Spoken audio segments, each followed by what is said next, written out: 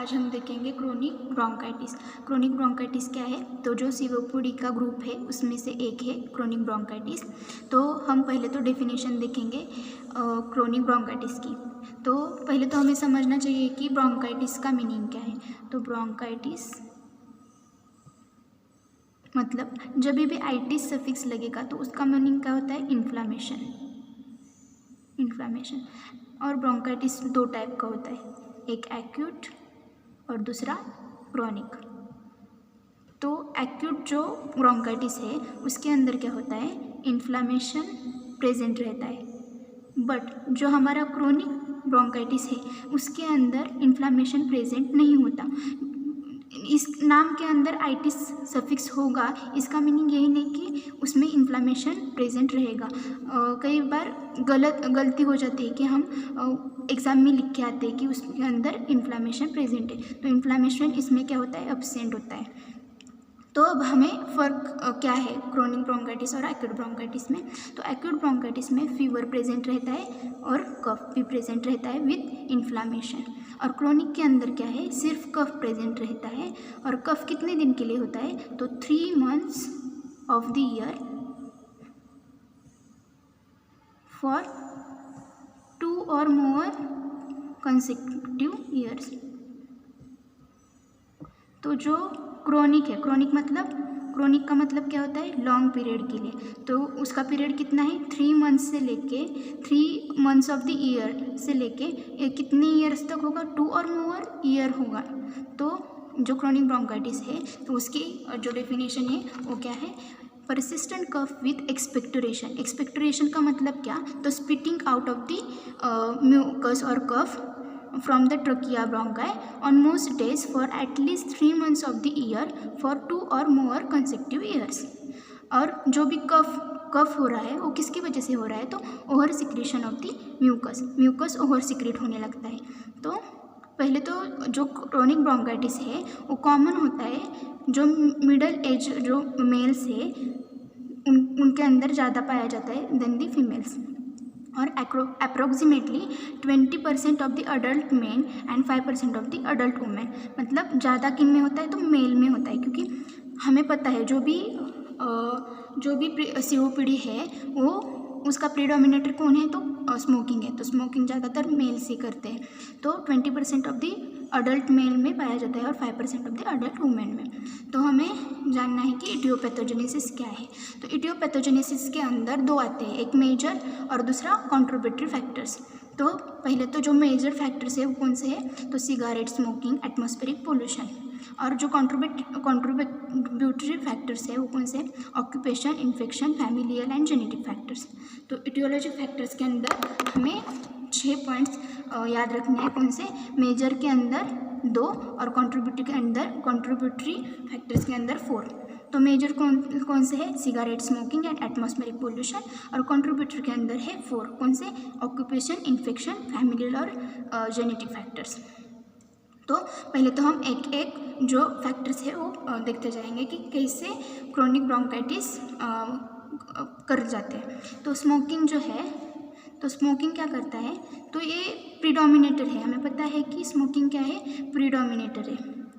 कोई भी सीओपीडी हो उसके अंदर स्मोकिंग फैक्टर पाया जाएगा। तो स्मोकिंग क्या करता है? तो कॉज करता है chronic bronchitis and emphysema is the heavy smoking. Cause क्या है उसका? हेवी स्मोकिंग करने की वजह से। और हेवी स्मोकिंग स्मोकर्स जो है, हेवी स्मोकिंग करने वाले जो लोग हैं वो 4 to 10 times higher proneness to the develop chronic bronchitis. मतलब जो ज़्यादा बार सिगारेट स्मोक करते हैं उनमें 4 to 10 times क्या होने के चांसेस है? क्रोनिक ब्रोंकाइटिस होने के चांसेस है। तो सिगारेट पीने की वजह से क्या होता है? तो हमारे लंग में जो भी सिलिया होती है उनकी जो मूवमेंट है वो इम्पेयर हो जाती है। Then inhibit the function of alveolar macrophage. मतलब पहले वीडियो में मैंने जो बताए थे हमारी रेस्पिरेटरी सिस्टम के जो प्रोटेक्टिव फंक्शंस है उनमें कुछ भी डिरेंजमेंट हुई तो क्या होता है COPD। तो उसके पहला क्या है तो इम्पेयर सिलरी मूवमेंट। देन दूसरा क्या है फंक्शन ऑफ अल्वेओलर माइक्रोफेज भी क्या किया जाता है इनहिबिट किया जाता है। Then lead to the hypertrophy and hyperplasia of the mucus secreting gland. मतलब जो भी कफ हो रहा है परसिस्टेंट कफ हो रहा है वो किसकी वजह से हो रहा है तो जो भी म्यूकस सिक्रेटिंग ग्लैंड्स है उनकी क्या हो जाती है हाइपरट्रॉफी। हाइपरट्रॉफी मतलब उनकी साइज बढ़ना और हाइपरप्लेसिया मतलब उनका नंबर बढ़ना। वो म्यूकस सिक्रेटिंग ग्लैंड्स की जो भी सेल्स है उनका साइज और नंबर बढ़ जाता है। इसकी वजह से क्या होता है म्यूकस ज़्यादा हो जाता है और म्यूकस किस में कन्वर्ट हो जाता है कफ के अंदर और वो कफ परसिस्टेंट टाइम के लिए रहेगा तो उससे क्या होगा क्रॉनिक ब्रोंकाइटिस होगा। तो causation of the obstruction of the small airway. Small airway भी क्या हो जाता है ऑब्स्ट्रक्ट हो जाता है सिगरेट स्मोकिंग की वजह से। तो स्मोकिंग की वजह से क्या क्या हुआ पहले तो जो सिलेरी मूवमेंट्स है वो इम्पेयर हो गई। देन जो फंक्शन है अल्वेओलर माइक्रोफेज का वो इनहिबिट हो गया।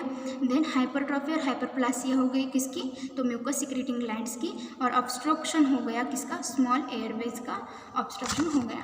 तो ये सब किसकी वजह से हुआ तो स्मोकिंग की वजह से हुआ। ये हुआ हमारा पहला फैक्टर। अब हम देखेंगे दूसरा फैक्टर। तो दूसरा फैक्टर क्या है तो एटमॉस्फेरिक पोल्यूशन।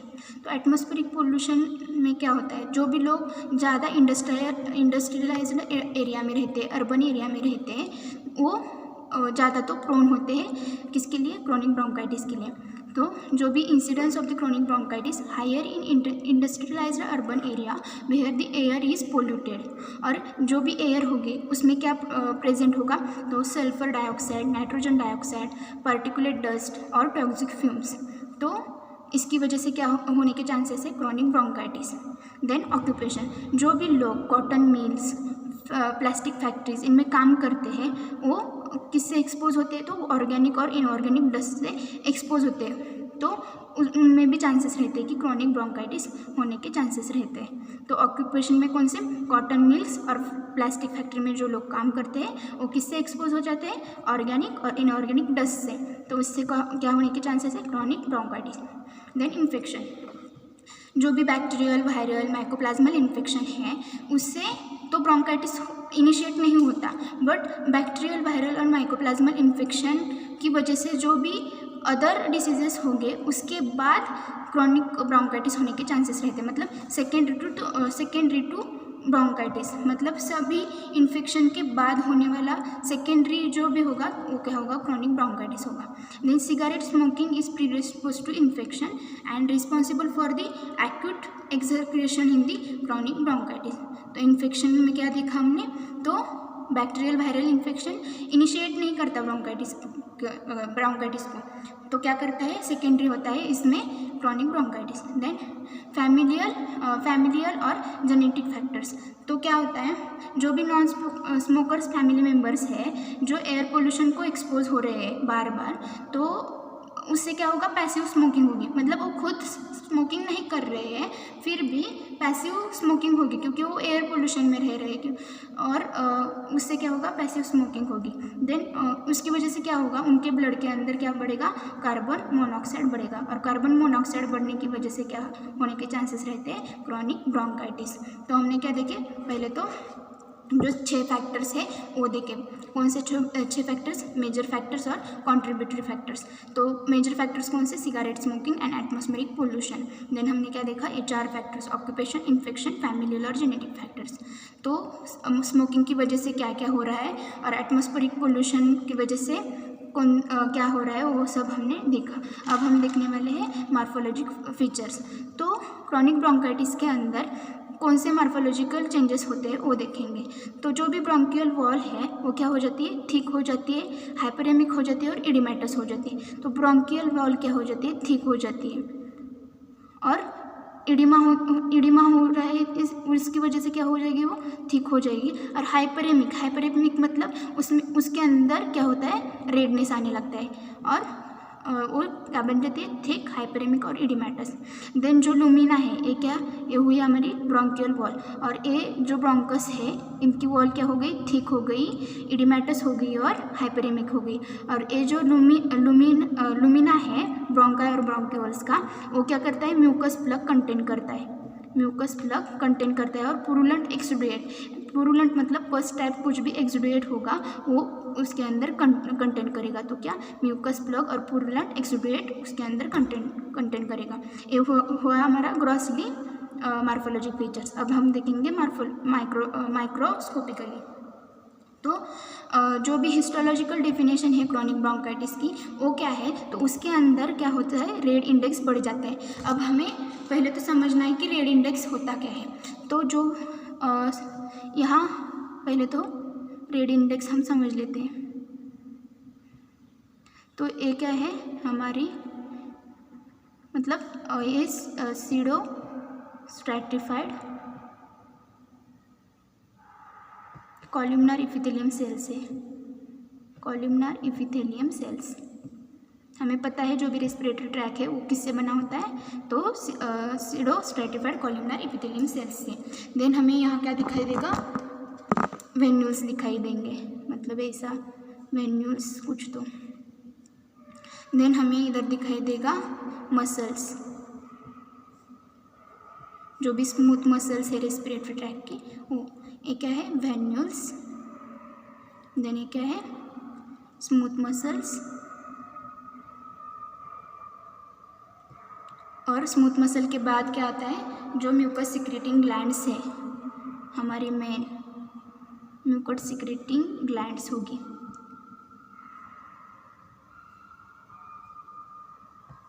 वो कितनी भी हो सकती है, ये म्यूकस सिक्रेटिंग ग्लैंड्स हुए। उसके बाद क्या आता है, तो कार्टिलेज, जो भी हमारा रेस्पिरेटरी ट्रैक की कार्टिलेज है वो। और ये कार्टिलेज कहाँ एब्सेंट होते हैं, एब्सेंट इन ब्रोंक्यूल्स, ब्रोंक्यूल्स के अंदर।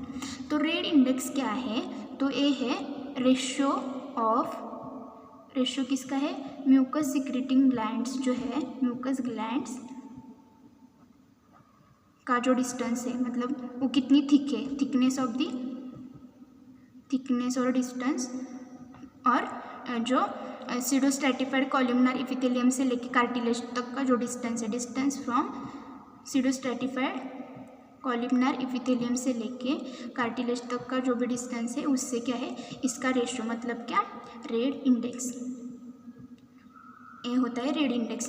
तो रेड इंडेक्स क्या हो जाता है, बढ़ जाता है। तो red index is the ratio between thickness of सब म्यूकोजल म्यूकस ग्लैंड्स, मतलब जो भी म्यूकस ग्लैंड है उनका थिकनेस, मतलब वो क्या हो जाती है, हाइपरट्रॉफी और हाइपरप्लासिया हो जाती है। जैसे कि पहले हम स्मोकिंग के वजह से क्या हो जाता है, हाइपरप्लासिया, मतलब उनकी थिकनेस बढ़ जाती है। और इन cartilage containing large airway to that of total bronchial wall as measure from basement membrane to the cartilage, मतलब क्या हुआ, ये जो बेसमेंट मेम्ब्रेन है हमारे इपिथेलियम सेल का, वहाँ से लेके कार्टिलेज तक का जो डिस्टेंस है, और जो हमारी म्यूकस ग्लैंड का जो लेयर है, ये क्या है हमारी म्यूकस ग्लैंड। तो म्यूकस ग्लैंड से ए बी है सपोज, तो रेशियो इसका है B/A। तो ये जो रेशियो है वो क्या हो जाता है, बढ़ जाता है।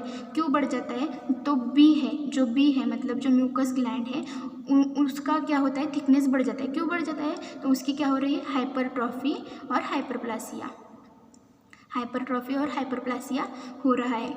और इसकी वजह से क्या होगा, ऊपर वाला मतलब जो B है वो बढ़ जाएगा। हमें पता है जब B बढ़ जाएगा और नीचे वाला है वो जैसा है वैसा रहेगा, तब क्या होगा, उसका इंडेक्स क्या होगा, बढ़ जाएगा। तो क्रोनिक ब्रोंकाइटिस के अंदर क्या होता है, रेड इंडेक्स बढ़ जाता है। तो जो भी bronchial epithelium shows squamous metaplasia and dysplasia, तो हमें पता है जो सीडो स्ट्रैटिफाइड कॉलमनार इपिथेलियम है वो किस में कन्वर्ट हो जाती है, स्क्वैमस सेल्स के अंदर कन्वर्ट हो जाती है। इसे क्या हम कहते हैं, स्क्वैमस मेटाप्लासिया कहते हैं। और जो स्क्वैमस मेटाप्लासिया है वो क्या हो जाता है, डिस्प्लासिया के अंदर कन्वर्ट हो जाता है। और डिस्प्लासिया बर्सिस्ट रहा तो उसका क्या होता है, पल्मोनरी कैंसर में और लंग कैंसर में उसका कन्वर्जन हो जाता है।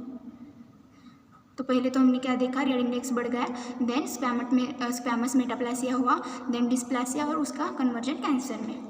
तो फिर क्या हो जाता है, तो लिटल क्रॉनिक इन्फ्लामेटरी सेल, जो क्रॉनिक इन्फ्लामेटरी सेल्स है वो भी उधर क्या हो जाती है, बढ़ जाती है। Then non cartilage containing small airway shows जो भी हमने बताया कि कार्टिलेज कहाँ पर एब्सेंट होता है, तो जो भी छोटे छोटे ब्रोंकियल्स है वहाँ कार्टिलेज एब्सेंट होता है, तो वहाँ क्या प्रेजेंट होगा फिर ग्लोबेट सेल हाइपरप्लासिया, जो भी ग्लोबेट सेल है उनका भी हाइपरप्लासिया होगा। देन इंट्रालुमिनल फाइब्रोसिस और पेरीब्रोंकियल फाइब्रोसिस। तो नॉन कार्टिलेज कंटेनिंग जो स्मॉल एयर है उनमें क्या हुआ, तो हाइपरप्लासिया हुआ ग्लोबेट सेल का, और इंट्रालुमिनल और पेरीब्रोंकियल का क्या हुआ, फाइब्रोसिस। ये हुई मार्फोलॉजी। अब हम देखेंगे क्लिनिकल फीचर्स। तो क्लिनिकल फीचर्स क्या है, तो परसिस्टेंट कफ रहेगा पेशेंट के अंदर, और कॉपियस एक्सपेक्टोरेशन। एक्सपेक्टोरेशन मतलब क्या होना, स्पिटिंग ऑफ, क्या होना, स्पिटिंग ऑफ द क्या कफ। तो वो क्या होगा, लॉन्ग ड्यूरेशन के लिए होगा। Initially begins in the heavy smoker, जो भी हेवी स्मोकर्स है उनके लिए, उनमें ज़्यादातर पाया जाता है। विथ मॉर्निंग कैथरा, कैथरा का मीनिंग क्या होता है, तो over secretion of the mucus from the mucus membrane, और throat clearing which worsen in the winter. Winter में हमें पता है ज़्यादातर कफ हो जाता है, तो वो कफ ज़्यादा दिन के लिए रहा तो क्या होगा, हमें क्रॉनिक ब्रोंकाइटिस दिखाई देगा। Then recurrent respiratory infection are common, मतलब क्रॉनिक ब्रोंकाइटिस एक बार हो गया तो उससे बार बार रेस्पिरेटरी इन्फेक्शन होने के चांसेस रह जाते हैं। देन डिस्निया, डिस्निया क्या है, तो डिस्निया क्या होता है, सांस लेने में तकलीफ होना। तो ये ज़्यादातर प्रोमिनेंट नहीं रहता क्रॉनिक ब्रोंकाइटिस में, बट जो क्रॉनिक ब्रोंकाइटिस का पेशेंट है उसने ज़्यादा एक्सर्शन किया तो डिस्निया दिखाई दे सकता है। Then patient known as blue bloaters, ये IMP है, ब्लू बोटर्स दिखाई देते हैं due to the cyanosis and oedema. तो साइनोसिस किस वजह से होता है, जो भी हमारी decreased partial pressure of oxygen, उसकी वजह से क्या होगा, decreased partial pressure of oxygen क्या करेगा, जो भी हमारे लंग्स टिश्यू है उनके अंदर क्या करेगा, साइनोसिस बनाएगा, और साइनोसिस की वजह से क्या होगा, तो वहाँ ब्लू कलर आ जाएगा। तो क्या कहते हैं, क्रॉनिक ब्रोंकाइटिस के पेशेंट को ब्लू बोटर्स, ये हुआ ब्लू बोटर्स का। देन राइट हार्ट फेल्यूर मतलब कोर परमनली, जब भी लंग की वजह से कार्डियक में कुछ भी प्रॉब्लम आएगा तो उसे क्या कहते हैं, कोर परमनली, और राइट हार्ट फेल्यूर हो जाता है इसके अंदर, क्रॉनिक ब्रोंकाइटिस के अंदर, और ये कॉमन चीज़ है। और chest X-ray shows enlarge heart with the prominent vessels, मतलब हमें पता है कि क्रॉनिक ब्रोंकाइटिस में क्या होगा, जो भी पार्शियल प्रेशर है ऑक्सीजन का वो क्या हुआ, कम हुआ, तो पता है हार्ट पे क्या आ जाएगा, लोड आ जाएगा, और हार्ट पे लोड आ जाएगा तो राइट हार्ट क्या होगा, फेल हो जाएगा, और उसे क्या कहते हैं हम, कोर पल्मोनाले, कोर पल्मोनाले कहते हैं। और जो भी हार्ट है उसका क्या हुआ, वर्क बढ़ गया, तो वर्क बढ़ने पे उसकी भी क्या हो जाएगी, हाइपरट्रॉफी हो जाएगी, और हाइपरट्रॉफी हो जाने के बाद वो कैसा दिखेगा, एनलार्ज दिखने लगेगा। तो क्या हुआ, राइट हार्ट फेल्यूर हो जाता है और वो एनलार्ज दिखने लगता है, किसके अंदर, एक्सरे के अंदर। तो हमने क्या देखे, क्लिनिकल फीचर्स देखे, देन मार्फोलॉजिकल फीचर्स देखे, और उसके फैक्टर्स भी देखे। तो क्या क्या देखा, क्रॉनिक ब्रोंकाइटिस क्या है, तो परसिस्टेंट कफ रहता है with expectoration on the most of days at least 3 to 4 months of the year for 2 or more consecutive years। देन किन किन लोगों में कॉमन है, तो अडल्ट मेन, और जो भी अडल्ट वुमेन हैं और जो भी मेल्स हैं उनमें ज़्यादातर दिखाई देता है। देन पैथोजेनेसिस में क्या देखा, तो जो 6 फैक्टर्स है, कौन से, 2 मेजर है और 4 कॉन्ट्रीब्यूटरी है। तो 2 मेजर्स कौन से, cigarette smoking and atmospheric pollution, और जो 4 है वो ऑक्यूपेशन, इन्फेक्शन और फैमिलियल जेनेटिक फैक्टर्स। तो स्मोकिंग की वजह से क्या हुआ, तो इम्पेयर्ड सिलेरी मूवमेंट हुई, देन हाइपरट्रॉफी और हाइपरप्लासिया हुआ, इसका म्यूकस ग्लैंड्स का ऑब्स्ट्रक्शन हुआ, स्मॉल एयरवेज का, और जो भी एल्वेओलर माइक्रोफाज है उनका काम क्या हुआ, बिगाड़ दिया, किसने, स्मोकिंग की वजह से बिगाड़ जाता है। देन जो एटमॉस्फेरिक पोल्यूशन है उसकी वजह से भी क्या होता है, क्रॉनिक ब्रोंकाइटिस हो सकता है। तो जो भी एटमॉस्फेरिक पोल्यूटेंट्स है which increase the risk of chronic bronchitis, वो कौन से है, तो sulphur dioxide, nitrogen dioxide, particulate dust and toxic fumes. और ऑक्यूपेशन में देखा, जो भी कॉटन मिल्स में काम करते हैं, प्लास्टिक फैक्ट्री में काम करते हैं, तो वो क्या होते हैं, एक्सपोज हो जाते हैं किससे, ऑर्गेनिक और इनऑर्गेनिक डस्ट से। उसकी वजह से क्या होता है, क्रोनिक ब्रोंकाइटिस। देन इन्फेक्शन से क्या है, सेकेंडरी है chronic bronchitis. Then familial genetic factors में क्या देखा, जो भी स्मोकर्स हैं उनमें तो होता ही होता है क्रोनिक ब्रोंकाइटिस, मतलब 4 to 10 टाइम्स प्रोन होते हैं जो भी स्मोकर्स है वो। पर जो लोग नॉन स्मोकर फैमिली से बिलोंग करते हैं वो एयर पोल्यूशन को ज़्यादातर एक्सपोज हो जाते हैं। इसकी वजह से पैसिव स्मोकिंग हो जाता है और उसकी वजह से क्या होता है, उनके ब्लड के अंदर कार्बन मोनोऑक्साइड बढ़ जाता है और वो लीड क्या करता है, क्रोनिक ब्रोंकाइटिस बनने के चांसेस वहाँ बढ़ जाते हैं। देन हमने क्या देखा, मार्फोलॉजिक फीचर्स के अंदर क्या देखा, तो ब्रोंकियल वॉल क्या हो जाती है, थिक हो जाती है, हाइपरेमिक हो जाती है और इडिमेटस हो जाती है। देन लुमिना में क्या होता है, तो म्यूकस प्लग होता है और पुरुलेंट एक्सुडेट होता है। देन माइक्रोस्कोपिकली क्या देखा, तो रेड इंडेक्स बढ़ जाता है क्योंकि क्या हो जाती है, हाइपरट्रोफी और हाइपरप्लासिया हो जाती है म्यूकस ग्लैंड्स की। देन जो एपिथेलियम है उसका क्या हो जाता है, squamous, metaplasia, dysplasia and then cancer में कन्वर्ट हो जाता है। देन क्रोनिक इन्फ्लेमेटरी सेल्स का जो इन्फ्लेट्रेट है वो भी उधर थोड़ा दिखाई देता है। देन जो non cartilage containing small airway है, मतलब जो कार्टिलेज वहाँ प्रेजेंट नहीं है उनमें क्या दिखाई देता है, तो ग्लोबेट सेल हाइपरप्लासिया दिखाई देता है, इंट्रालुमिनल फाइब्रोसिस एंड पेरीब्रोंकियल फाइब्रोसिस दिखाई देता है।